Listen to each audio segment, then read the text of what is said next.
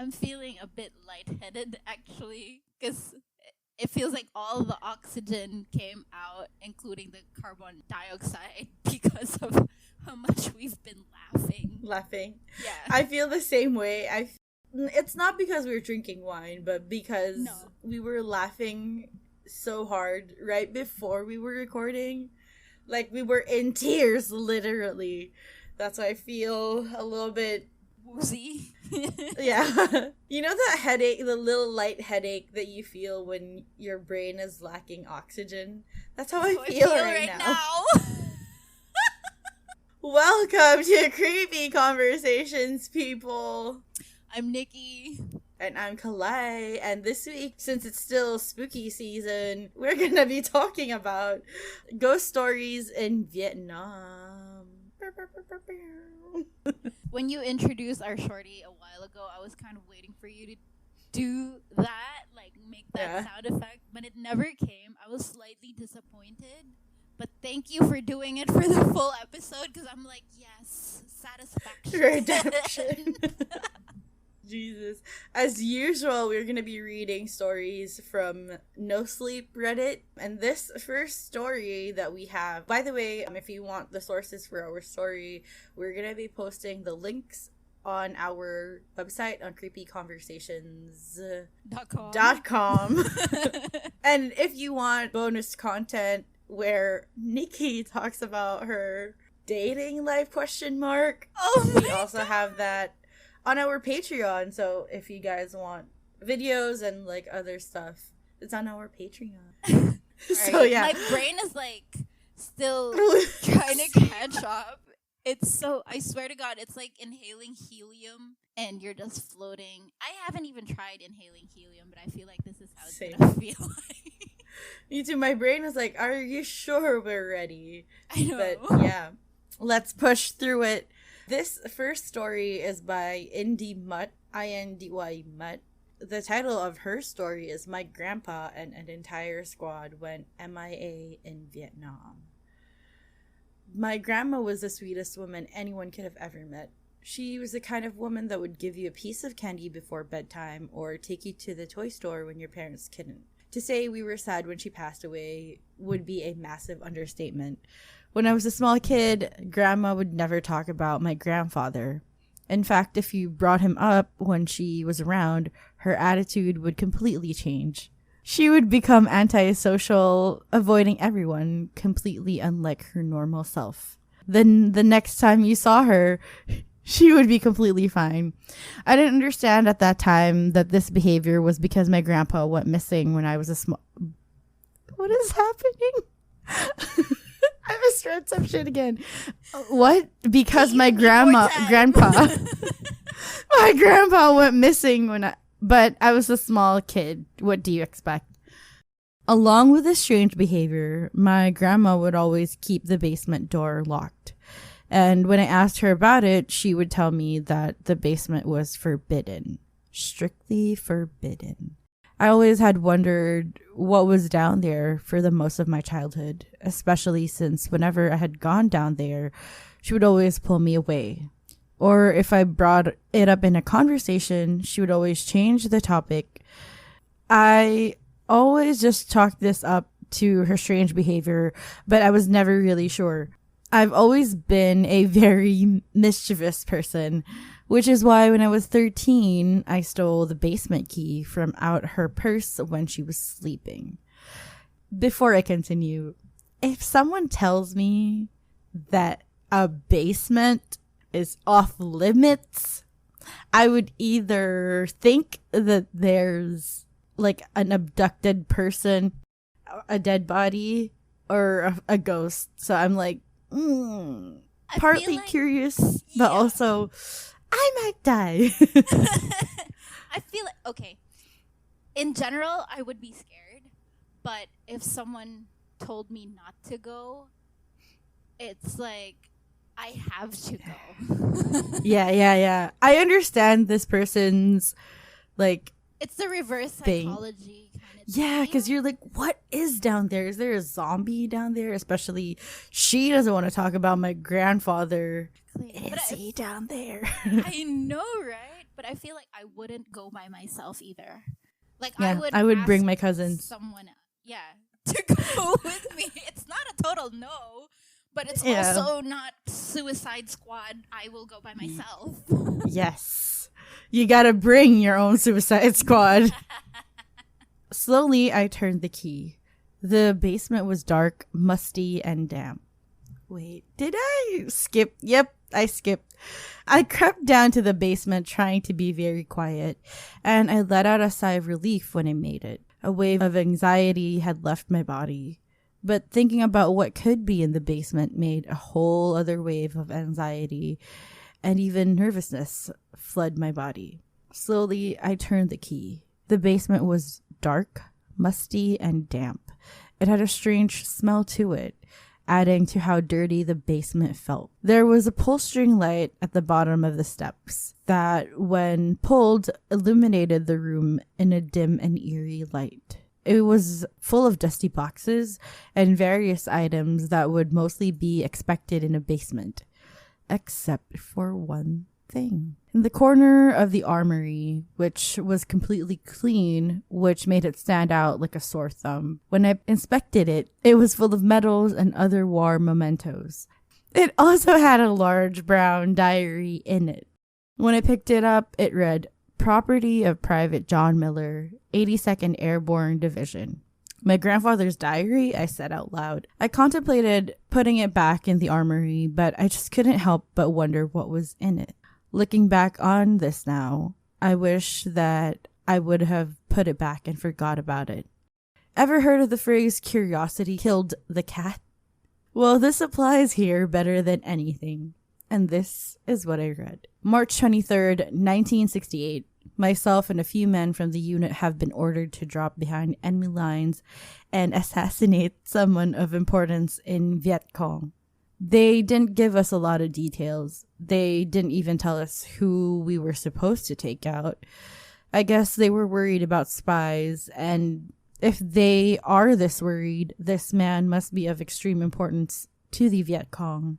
They will give us more details via radio on a scrambled frequency.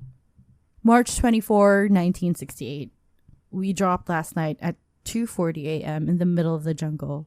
The military had supplied us with AK-47s and various clothing items to blend in with the locals. However, we were also equipped with standard issue U.S. military rifles and uniforms. The nearest village was about 4 clicks to the northwest, so we started walking. We got there almost 7 hours later at 8:56 a.m. It was extremely hard to navigate through this thick foliage in the black of the night. While it was still dark, I could have sworn I heard the sounds of us being followed by something. An animal, maybe? Since we weren't given flashlights to avoid detection, I had no idea what was it. Why would you be there without flashlights? Yeah. We arrived at the village and found a place to stay. March 26, 1968.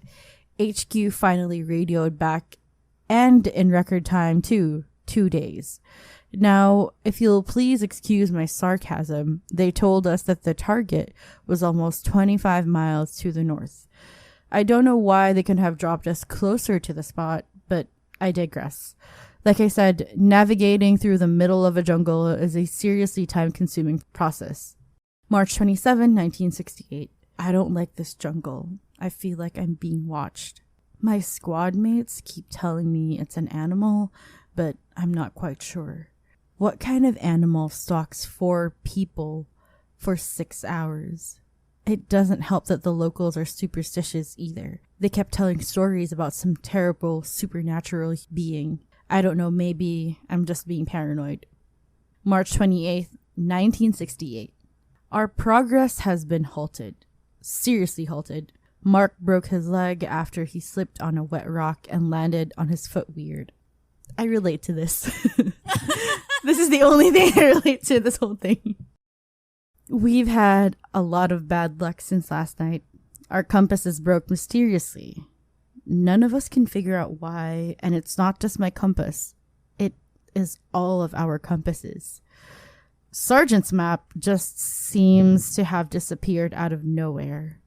We contemplated leaving Mark behind, but that would make us no better than those commies that call themselves the Viet Cong. We have no choice but to set up a camp and wait till Mark's leg gets a little bit better. Do you think that their compasses broke because of some magnetic whatever in the area? Because that's usually the case, right? Yeah, that's probably the something. Because it's like all of their compasses. Yeah. But how would you explain that their map went missing? We'll I would find blame a out. No, I'm monkey. just kidding. Yeah, while they were all sleeping. Or someone misplaced it, you know. It's Yeah. a map. It's a map. It's like this can fly away in the wind. Yeah. March 29th, 1968. Today I was scouting when I stumbled upon something disturbing.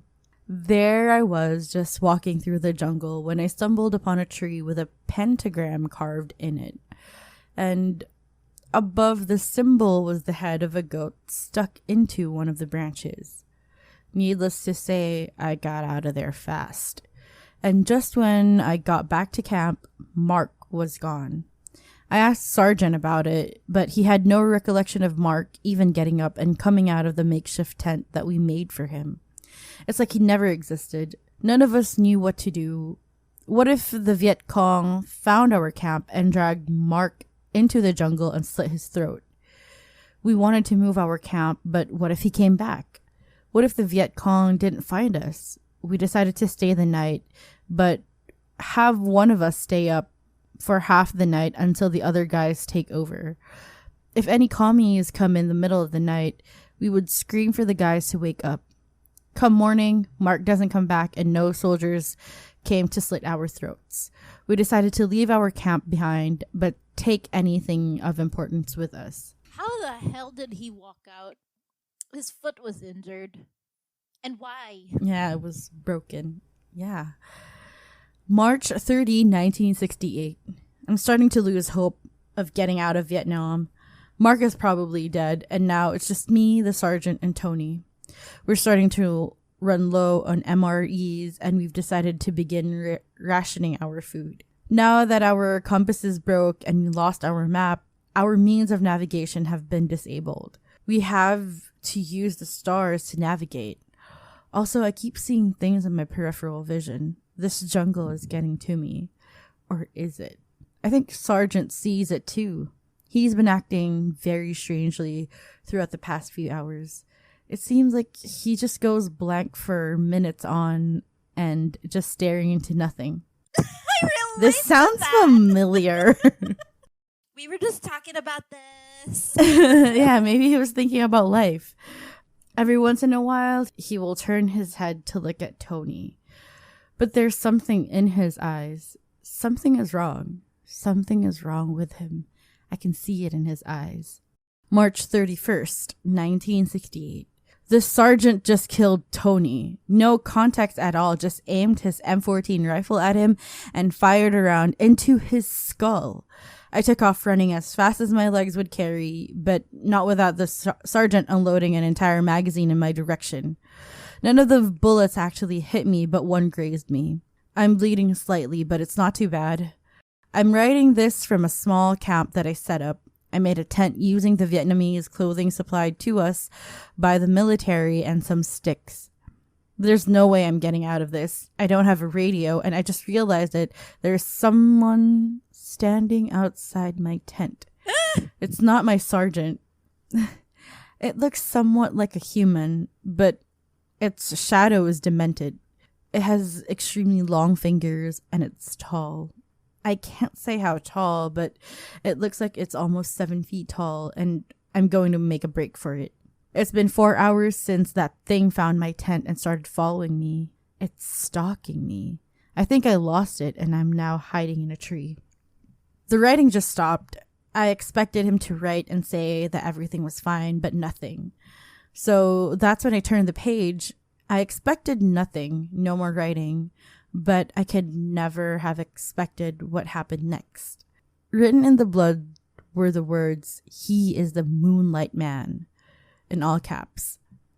I added the all caps. I threw the book back in the armory and ran upstairs faster than I ever have in my life.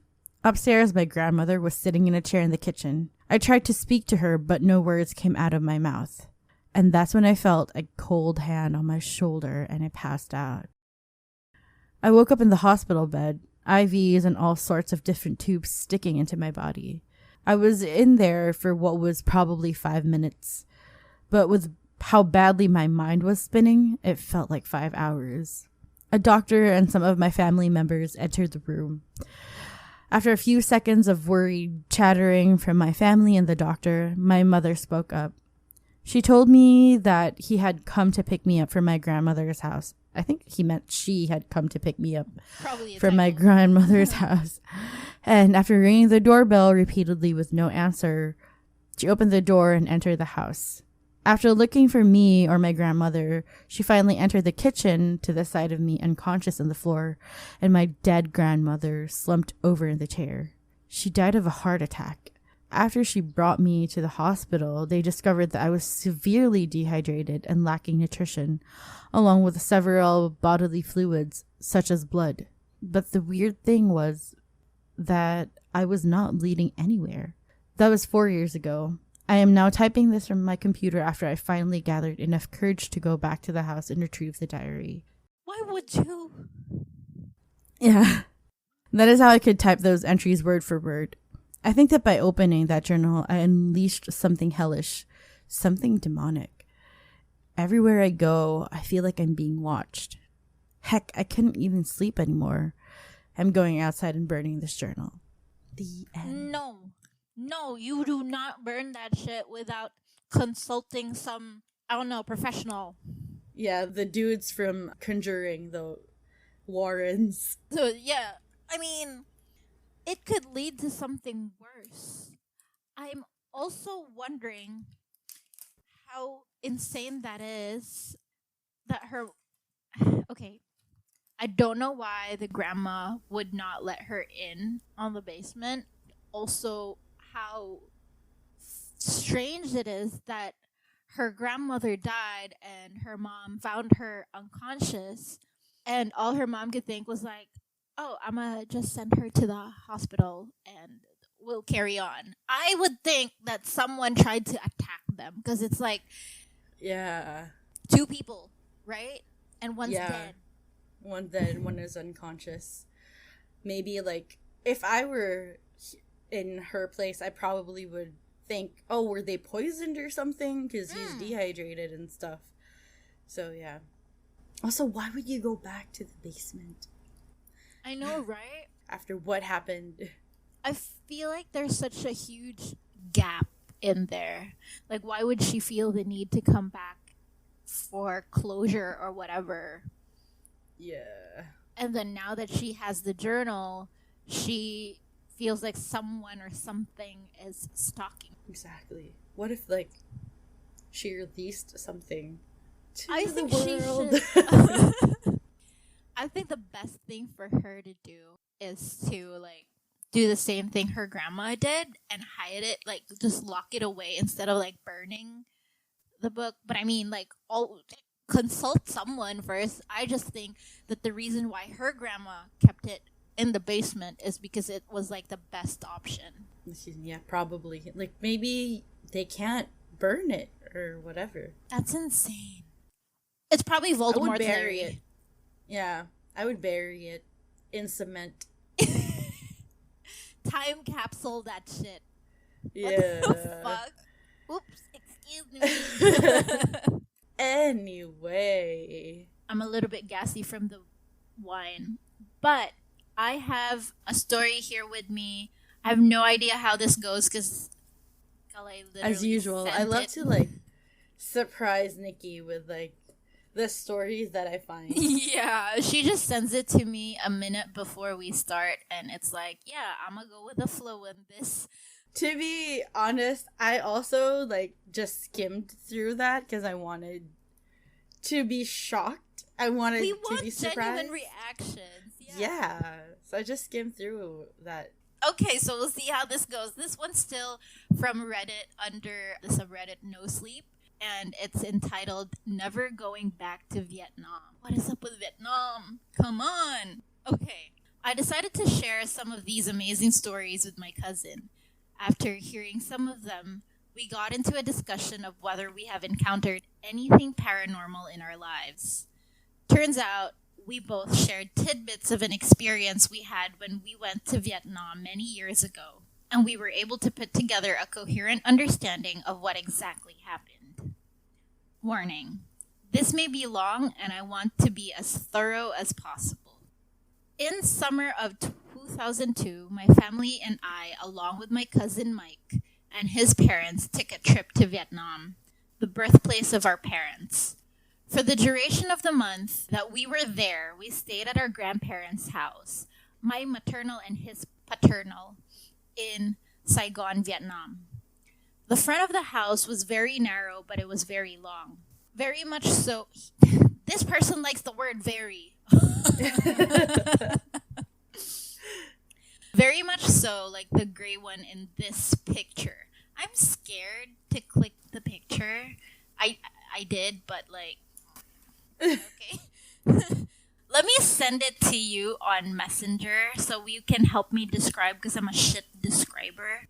So it looks like it's not an apartment. It's like a long building, a vertical building with like 5 stories to it, and there's this huge tree right in front of it that's like, it looks creepy because it has no leaves.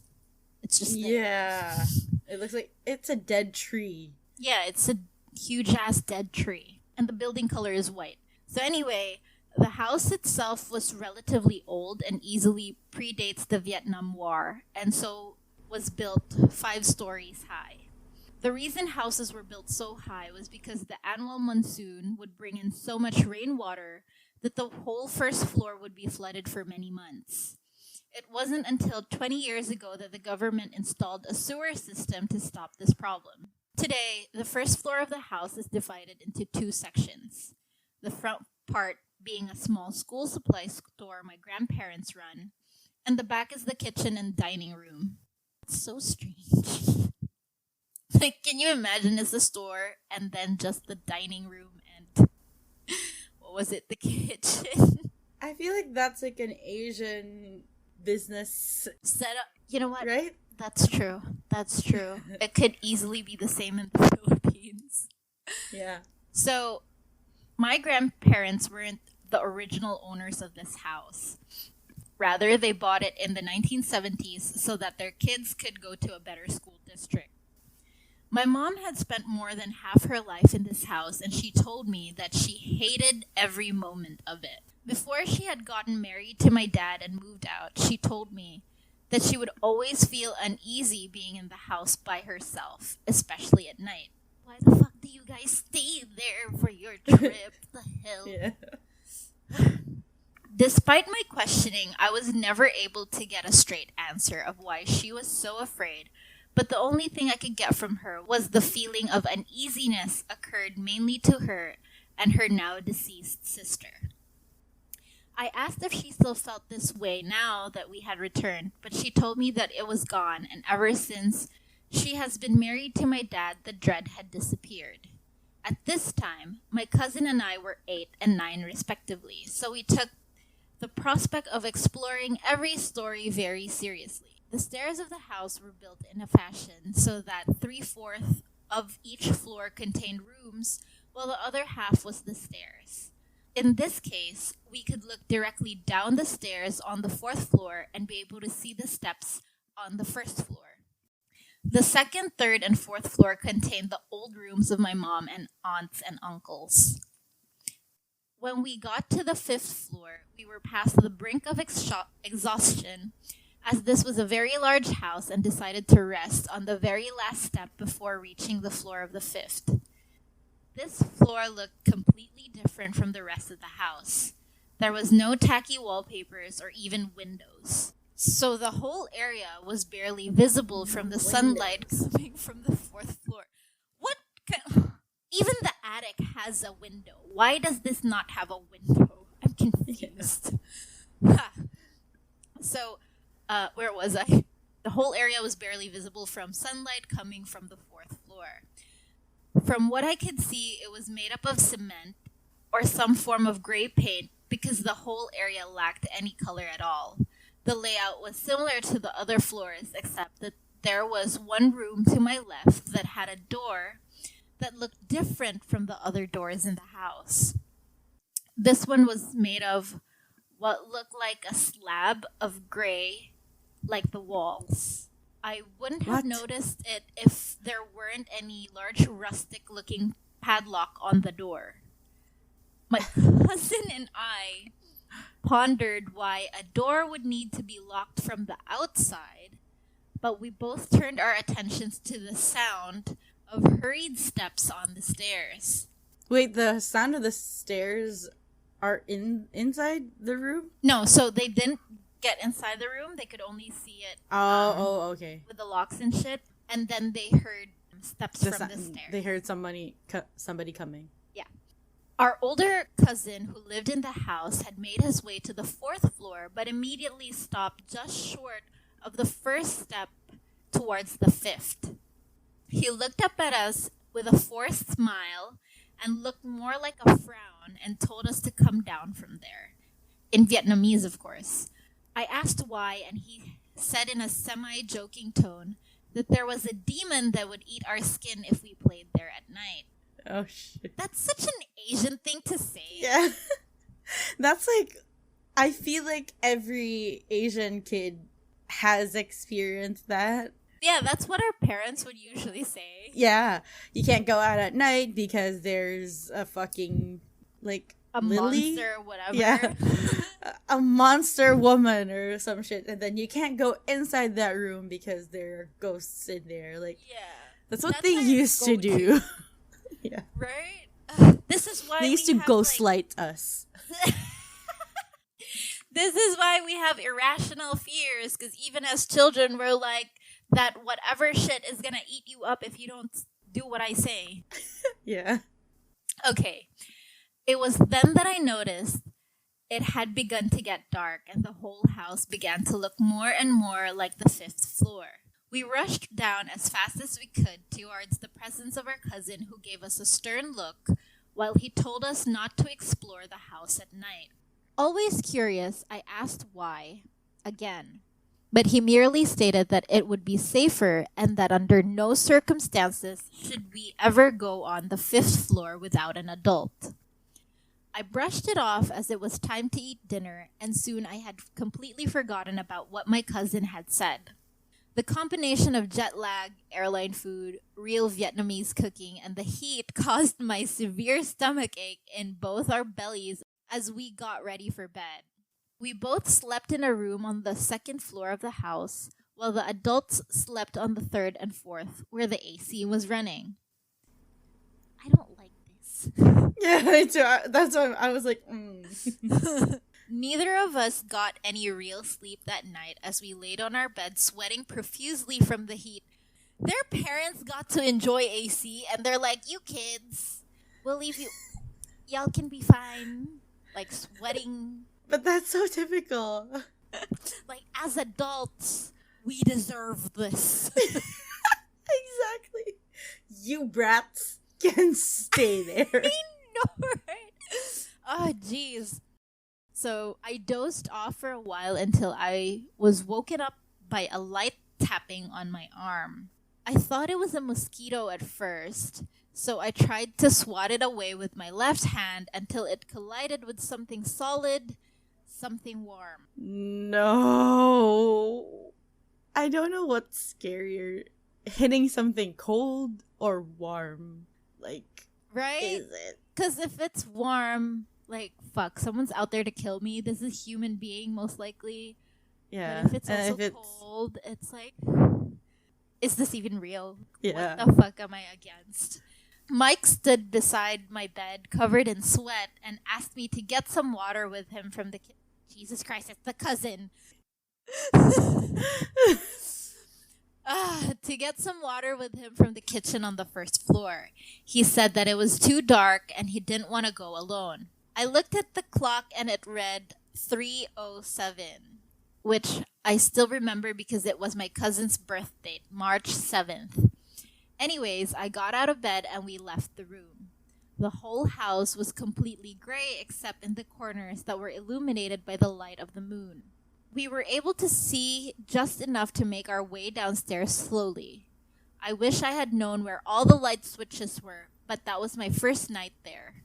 Would you go down? I wouldn't. I will suffer instead. Right? It's like, I'm gonna be dehydrated.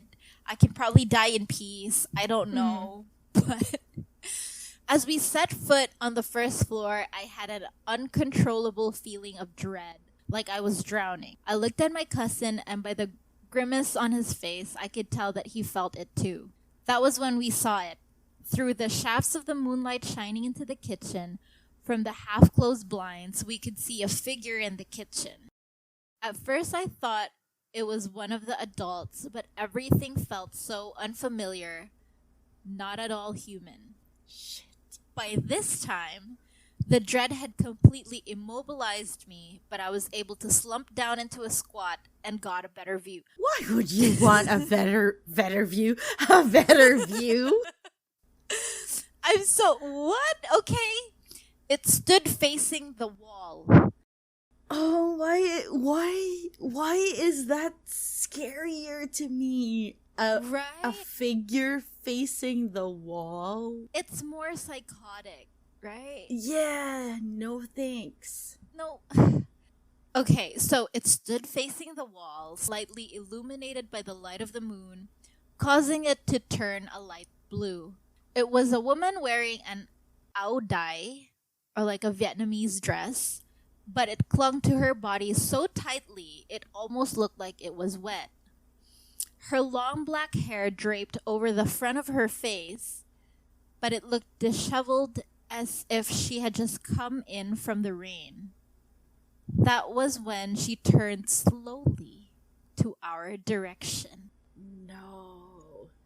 My mind reeled as she had no feet, only tattered remains of the áo đai where her legs should be. Is this Morticia Adams? Oh, yeah, it does kind of sound But like, she began to glide towards us. Oh no. Her No. head leaning at an impossible angle towards her left shoulder, and her hands gently tucked at her side. How does that, like... Ah! Yeah. cannot. No. As the moonlight reflected off her back, I could make out Her large black void circles where her eyes should have been. Oh no. Her hair covering portions of it. Honestly, like, as I'm reading this, it's like this dude probably stayed there for a long time for him to be able to make out the whole features of this lady. I would have yeeted out the moment I saw this. But sometimes time slows down if you see something that you've never seen before. Like, That's true. you will see it and then it Everything replays is like in your slow brain. motion, right? Yeah, it's like your brain takes a photo of it and then it replays in your brain and then you see the details that you didn't notice at first. Like, But that's insane because this lady is literally gliding towards them at this point. Yeah. I would not have time to look at her anymore because yeah, I would be like, run. my. It's like, I'd probably piss myself and run. Literally. Yeah. I wouldn't But even be sometimes- ashamed if that happened. But sometimes you do like freeze in fear. Maybe that's what happened to him. Like, is this real? Now I'm wondering what the cousin was like because, it was the two of them. Yeah. But anyway, adrenaline had set in at this point and I felt my legs returning. I grabbed my cousin by his shirt collar and half dragged him up the stairs. By the time I had reached the second floor, I turned around just in time to see her halfway up the stairs. Oh shit! I'm having goosebumps. I don't want to continue reading this. I was kind of hoping him to say when I looked, she was gone. God, yeah. But she's like halfway up the stairs. Like, the fuck? I scooted back towards the wall. Why wall? And Mike ran into the room, slamming the door behind him. What a cousin! It's like, bye, bitch. Thanks for dragging me up here. I'm gonna leave you out. Peace. The fuck? I backed away as she glided to the steps of our floor, and now she was less than 10 feet away from me. No, thank you. Once again, I ran up the stairs on the 3rd floor and was horrified to see her still on my heels. I hate his cousin right now. I swear. Also, I think I would have tried to knock on the door instead of running up the stairs. I don't know. But that's also like a gamble if in case the cousin doesn't open the door. You know what I mean? Yeah, and then she's like closer. And what if when you I don't want to imagine. I wouldn't look behind me. I would be like, I'm cry. just running. What if our why isn't he screaming too? Like, I would be right? Like, wake up the whole neighborhood. Yeah. What if our laziness just catches up on us and we'd be like, I give up. This is how I'm gonna die. And just like, I just feel like that would happen. You know what? I'm done here. Take me. I feel like that would happen. Wait. I'm tired of running. You can just take me. It's like, bitch. Hold up. Oh, jeez. Jesus. Okay, let's go back to the eerie mood. I struggled on the last flight of steps as my lungs began to give out. I was breathing rapidly, and all I could do was slump down on the ground of the 4th floor and drag my body to the corner of the door where my parents slept. Even if I wasn't so racked with fear to scream out, I couldn't even get out any words through the huge gasps of breath I was taking. As she came close to the 4th floor, I could see her dark, soulless eyes once again, her hair barely masking them. As I stared into them, I felt warm liquid stream down my legs, and my tears began to run down my face. She had now reached the top of the stairs and was now an arm's length from me, but she didn't look down at where I cowered. She didn't even acknowledge me and kept on walking towards the stairs to the 5th floor. I sat there curled up in a ball and watched her glide up the steps leading to the last floor. I could only assume she entered the locked room, as I never saw her come down the stairs where I sat there for what seemed like hours, my mind still reeling from the experience. When I had recovered my composure, I slowly walked down to my room, got into my bed, and fell into a deep sleep. No stomach ache, no sense of heat, not even the stench of urine could wake me. I fell into a long and uninterrupted sleep. I guess our mind works in weird ways because I had completely forgotten about that experience until my cousin brought it up. Apparently, I blocked it from my memory, but I know that for the rest of the month that I was there, I didn't leave my room at night ever again. I gave my cousin a good punch in the arm for abandoning me, but forgave him because I would have probably done the same. I think that there is a connection between the woman and my mom, so if I get enough interest from readers, then I'll ask her about it. I know that there has to be something wrong with that house, and my grandparents lived with us now, so I know they can provide information. The end. I don't know how to feel. I don't think I would have slept. I but could I also never understand why he slept, because it sometimes drains you're just you. like, I am so fucking tired now. Yeah. Also, probably like the laziness, like, you know what, whatever, if she's there, take me. I'm like, done. Sometimes I'm like that too, like, you know what, whatever I'm imagining, It's like, I'm tired. That's in my room right now. Whatever. I just want to sleep. I tried that one time, but like not with sleeping. I just recently watched like Shudder, I think. That movie traumatized me for so long that I slept with my mom for like 2 weeks. Yeah. And I was like a teenager at that time already, or like a preteen, whatever. But anyway, I was like, you know how you're about to go to sleep, you're in a certain position, but you feel like something is behind you, so you don't want to move? Yes. I was in that state, but I really needed to piss, and I didn't want to pee the bed. And it's also not the kind of piss like that you can just sleep through and wait for morning to come. It wasn't that. What do you mean, the kind of piss that you can just sleep through? Dude, there is a time wherein I'm like, you know what? I think I can hold this in. I'm gonna just go back to sleep. I thought you meant like the kind of piss that after you piss in the bed, you're just like, oh my god, whatever. No, you don't piss. It's like I can sleep through this and then wake up in the morning and do my business. Yeah. It wasn't that type. And I was just so fed up. So I'm like, you know what? If there really is a monster there, go ahead and fucking kill me. I need to use the toilet. And I just got up and shit. And so I was like, oh, I guess there wasn't anyone there. I was just like scaring myself. Jesus. Whoever was scaring you probably was like shocked, like, oh, was like, oh, this is like her. It's like, oh, she doesn't care.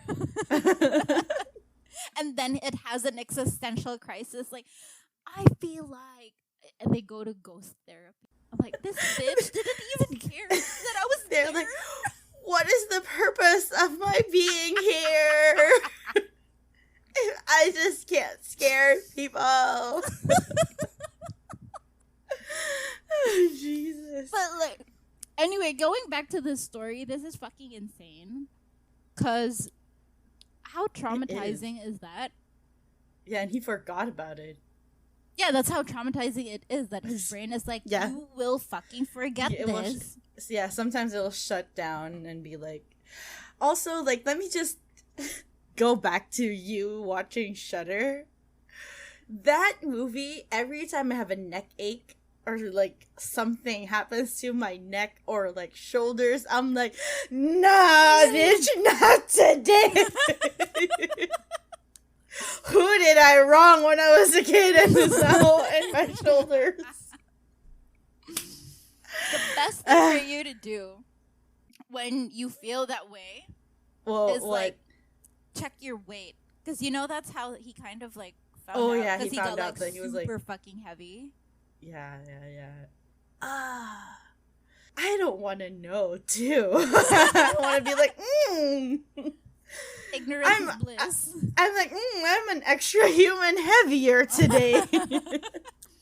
Probably because I'm on my period. I'm bloated. Just started me.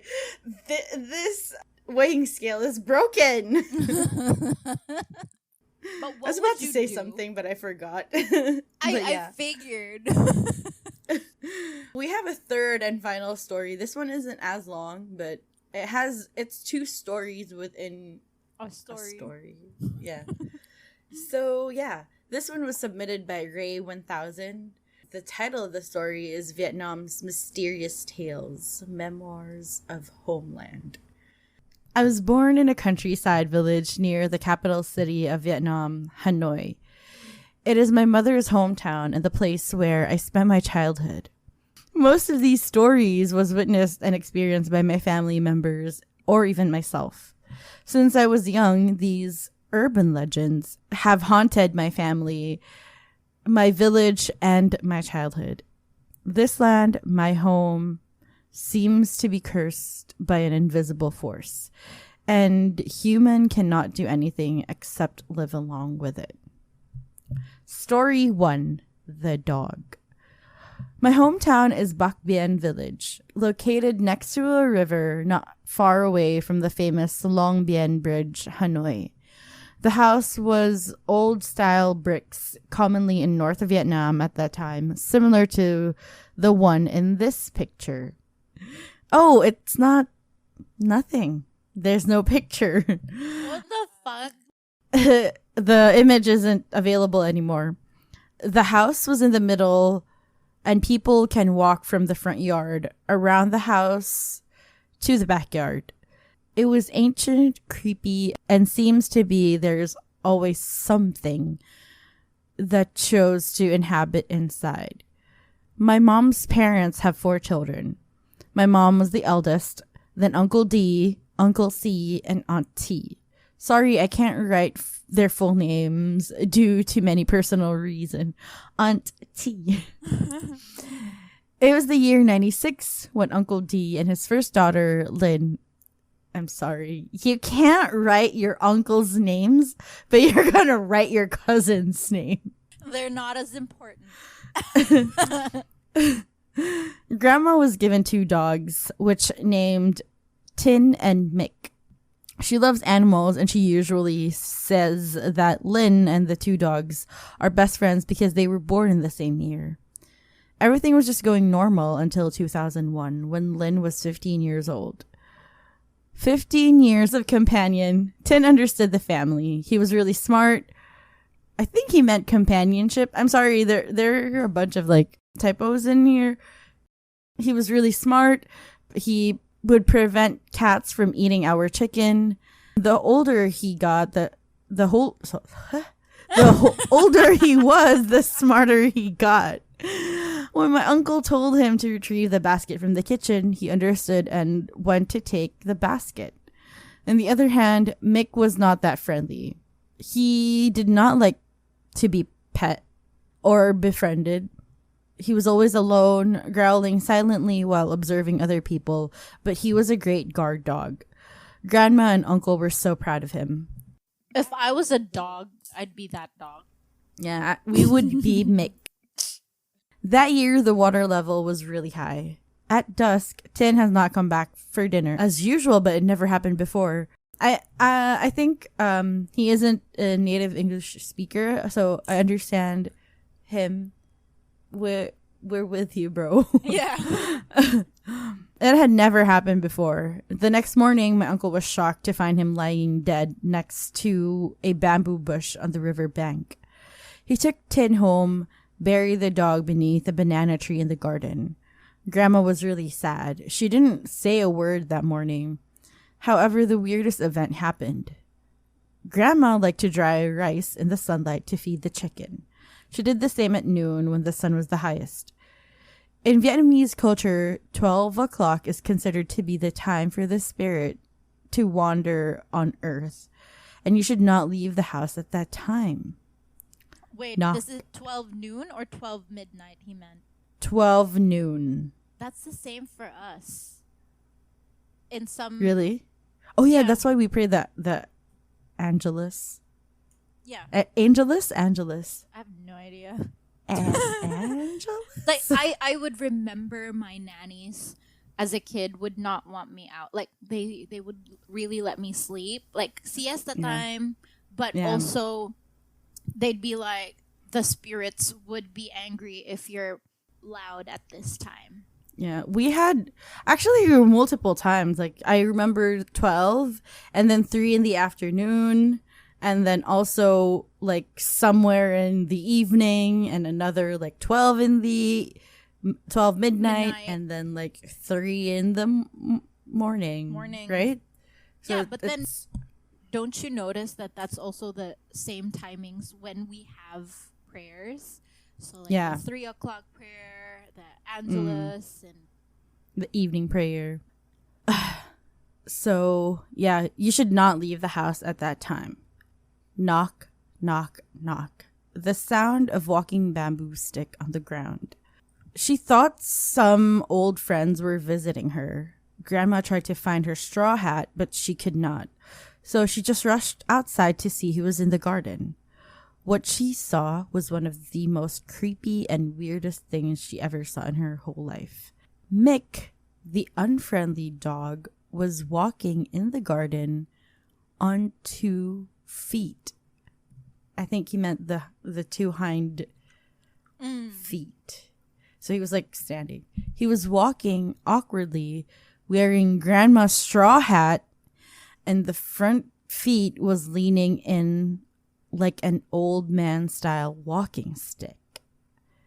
He walked foot to foot like human beings stuck in a dog form from the backyard to the front gate.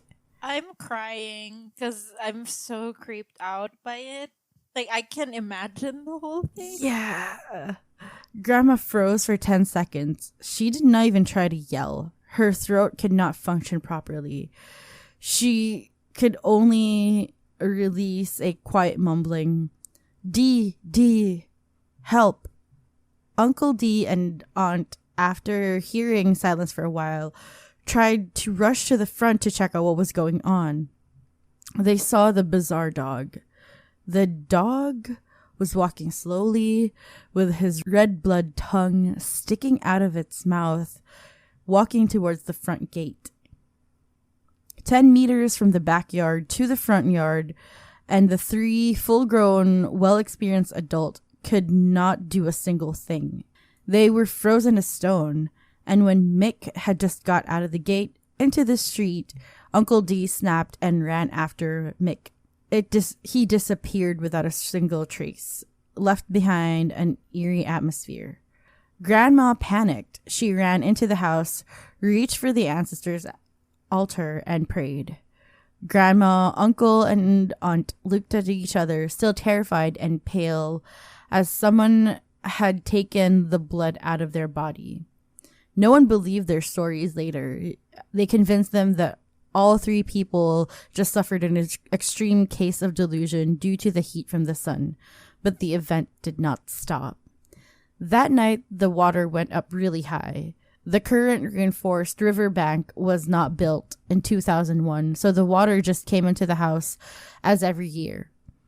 The next morning, wandering around the garden, Uncle D found the grave of Tin next to the banana tree and found that it was dug up by someone, and there were dog footprints around it, but both dogs were never found. Until now, Grandma still keeps saying that both dogs didn't go missing, that they're just still around the garden and no one can see them. I don't like this. It's the worst. It's worse than Pet Cemetery. Yeah, I don't like it when animals... I don't like it when they're involved. Yeah, I don't like it. I don't like the fact that, okay, so it's not totally unusual for dogs to walk on 2 feet, because we know for a fact that they can do it. But how he described the dog, with a mouth open, and it had a walking stick and a fucking straw hat on its head. Why do you need a straw hat? You have fur. You're a fucking dog. You know what I mean? Yes. Jesus. Okay. So story 2, Headless Patronus. Let me tell you about my mother's side. My grandpa used to own a very large land. When he passed away, his property was shared among family members, except for my mom, because she was in Hanoi then. Uncle D, Uncle C built a house on their shared land, while Grandma also built a small, low house in the back of Uncle C's house so she could take care of the clan's altar. In 2005, Aunt T came home and built a big house, a family gathering place. There is one very bizarre thing about my relatives, except for my mother's and Aunt T, which bear their sons in Hanoi. People who stayed on the clan's land had all daughters. Uncle D had 2 daughters. Uncle C also had 2 daughters, although he was quite old then. In 2006, the younger brother of Uncle C's wife moved to our land. There he had 4 daughters. Grandma's older sister, living next door, also had 4 daughters. Lynn, the girl I mentioned in the first story, recently got married, and of course, as everybody predicted, it's a girl. old people would say that burying children would depend on the land and that daughters carry the yin spirit or the negative spirit. Now, wait a second. I have thoughts. Okay, I have opinions on this. Me too. But it is an old, you know how it was. People hated women back then. Exactly. This is like such a Pandora's box thing. But for the sake of the story, I'm going to shut up about it. Yeah. In 2002, when I came back to my homeland in a summer holiday, I went to see the tombs of my ancestor. There, I saw plaques which was written in ancient Chinese. Pretty confused, I asked my mom about it. She began the story, which was a family secret, that was when she was 12. My grandpa used to work at a factory called Hong Ha, or Red River Factory, which produced ballpoint pens. Oh, is Bic from Vietnam? Because, right, that's a Vietnamese name. And he mentioned, like, ballpoint pens. Anyway. I don't know. Let me imagining while you tell the story.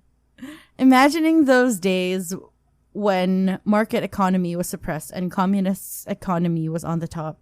Working there was enough to save the whole family with 5 children from starvation. He worked a very late shift. He would only come home at about 1 a.m. and then our family lived at an old traditional ancient house. It was small, so there was a giant solid wood bed where Grandma and her 5 children would sleep together. Of course, there was no electricity at the time. All of them had matches and candles. It was raining slightly that night. Grandma and my mom were talking and waiting for Grandpa to come back. Then they heard a noise from the front yard. This noise was strange, like it shouldn't be there. It felt like it was from someplace further, beyond the darkness. It was louder and louder. The raining sound, mixing with that bizarre noise, made the dark night even scarier. After a few seconds, my mom and my grandma realized that it was a sound of a horse's hooves slamming on the dirt ground. Wondering why there was a horse running in the family's yard, Grandma lit up the candle to check it out.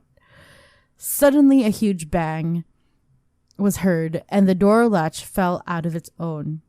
All the rain, the wind, was blowing furiously towards the 6 people. Uncle D and C woke up, and they held tightly to Grandma and cried out loud. But their sound went into the darkness, replaced by the hollow sound of the horse. The rain was cold and wet, and in the middle of the yard there was a ghostly horse ridden by an ancient warrior with armor and a huge blade. My grandma shrieked. The warrior was headless. The horse howled, and everyone could feel a painful cold running in their backbone, rising their hair. Knowing that they were facing an unnatural force, they could not move but wait for destiny. Under the lightning storm, the horseman rode into the middle of the house while the rain was still going. There was some chattering sound in the front gate, and Grandpa was home. The warrior turned around and was looking at the gate. Then he took off and rode to the riverbank. Grandma immediately told her husband what had happened. Furiously, he rolled up his trousers, took the sandals and the machete. I was about to say the machete. The machete. ran after the headless horseman. Sorry, I'm still not over the machete. I'm sorry, that's how people here call it. No, but like the way I said it. The enunciation is like machete. I'm so sorry. What the fuck? I love the Machete movie, though. That's why I say it like that. I think I'm gonna watch that after we record this. Yeah, it's so stupid. I love it. I love it. Anyway, we went on a sidetrack. My grandma screamed, but he could not hear her, and he went straight into the darkness of the night to the river of my homeland. He did not return until the next morning. The next morning, he came back, but was carrying only one sandal. He went straight to bed without saying a thing. My grandma knew that he had witnessed some things out there, things that would haunt him until his death. And true, Grandpa never talked about that night with anyone until his last day. No one ever knows what happened. Back to that morning, after waiting for him to clean up, eat, and go to bed, Grandma sought for help. She invited a sorcerer and Buddhist monk to the house to get rid of the spirit. They went to the bamboo bush on the riverbank and said to dig down 1.5 meters deep. The family proceeded to follow the order, and we found a headless horseman, of course. It was a corpse. They were wearing ancient armor, and they had a weapon. Grandma asked someone to do some sorcery and asked the spirit to become our clan's patronus. When trouble comes in the future, the patronus will help to ease it. Then we have our own patronus, a headless Chinese horse warrior. The end. I mean, lucky for them, they have it, like, I think he meant another term, but he couldn't find the English word for it, so that's why he called it a patronus. I love that he called it a patronus, though, because it's so relevant. So they had nearly headless Nick as their patronus. Yeah. No, they had the headless horseman. That's so creepy, though. Would you be able to, like... I mean, it's a wise thing. I'd rather have him protect my family than him haunt my family. Yeah, you know? No, I get that, but would you be able to, like, deal with him? No, I would move houses. I would be like, thank you, here. Next. No, not next. Just no, thank you. Thank you. Goodbye. Just take your machete. I got my machete. That's it. I'm like... It's so funny because in the last story, one of the comments were like, you know your ghosts are hardcore when they show up at high noon instead of the middle of the night. Like, welcome to Asia. Exactly. This is what That's you're our missing thing. out. Yeah. It's actually scarier when you get like those creatures and your ghosts in the day because they are more likely to be poltergeists than those that show up in the evening. Usually the ones that show up in the morning are scarier because they're known to do harm rather than the ones that, I mean, not to say that the ones that show up at night don't harm you, but like there's a meaning why they show up in the morning. Like they have a purpose why they're there. So yeah. So it's like statistically speaking, you would rather have your experience at night than in the morning. Yeah. But like if you have a choice, if you have a chance not to, then yeah. We have a lot of like TV shows here that like reenact ghost stories, and there are a lot of like ghost stories that happen in the morning. You know what I realized? I don't think there are a lot of horror movies that show ghosts in the morning. Except in the Philippines, we have a lot of like ghost movies. What? Horror movies. Ghost movies. Horror movies that happen in the daylight. That's true. That's true. Hollywood movie makers, take notes, because this is like the next It horror movie. Also, I'm interested to know if there are other like cultures that have that thing where, 12 is also like believed to have the ghost, like, I don't know how to explain it, but like us, Paranormal, like 12, whatever. 3, 6 are like the ghostly hours or like the witching hours. I actually don't understand why. They usually say it's because like when these are the times when portals open, and so that's why they can come into our dimension. But what is up with the timing though? Yeah, every 3 hours, y'all gotta chill. Is this like a train station The next stream Yeah. will be We in can't do 3 our hours. jobs now. We gotta stay inside because, like, every 3 hours. I understand 3 o'clock though, because they usually say, and this is it's such a religious perspective because they say 3 o'clock is the time when Jesus died. And so because he died, then these ghosts and spirits and whatnot have the chance to be out and about. But what about 12 though? Yeah. I wonder if it's like, Christianity, like, hitched on that belief. Like, what if 3 o'clock was already something that our ancestors were afraid of? Yeah. And then Christianity was like, you know what? Let's let Jesus die on that time. Or maybe that's the reason why Jesus died on that time, because The spirits were out. the spirits were like, yo, join us. And it took Jesus 3 days to be like, I gotta go back out. I gotta live. They were out partying, and that was probably like one sick party that it took him 3 days to recover from his hangover. That's probably it. Jesus. Because I Jesus relate to that. Jesus is probably like, these fools are out here dragging my name again. I didn't do anything.